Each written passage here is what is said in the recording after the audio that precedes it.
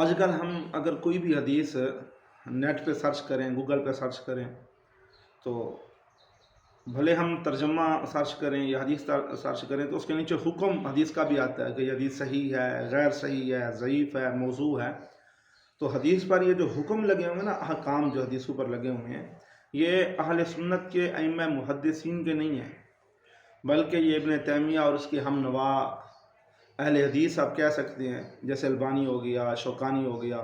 زبیر علی زئی ہو گیا، یہ احکام ان کی طرف سے لگے ہوئے ہیں۔ حدیث پر کوئی حکم، بالخصوص حدیث پر ضعف کا حکم یا حدیث کے وضع کا حکم، یعنی حدیث کے موضوع اگر کوئی کہے، اگر کوئی ائمہ محدثین میں سے بھی کہہ دے نا، لیکن وہ ساتھ علت بیان نہ کرے کہ ضعیف کہے لیکن وجہ ضعف بیان نہ کرے، موضوع کہے لیکن وجہ وضع بیان نہ کرے، تو ہمارے جمہور علماء جو ہے نا، ان کا یہ حکم بھی قبول نہیں کرتے، چاہے جائے کہ متنازع شخصیات اور ایک خاص فرقے سے تعلق رکھنے والی شخصیات، جیسے یہ ابھی میں نے آپ کو عرض کیا تھا، ابن تیمیہ، شوکانی، البانی، زبیر علی زئی وغیرہ، یہ حکم بیان کریں۔ تو جب بھی ہم نیٹ پہ حدیثیں سرچ کرتے ہیں تو ان پر جو حکم لگے ہوتے ہیں، ان کو ذرا بغور دیکھ لیا جائے اور اپنے مستند علماء کرام سے رابطہ کر لیا جائے۔ اور دوسری بات یہ ہے کہ اگر کہیں یہ لوگ حدیث کا حکم بیان کرتے ہوئے کسی ہمارے بزرگ کی طرف وہ قول منسوب بھی کر دیں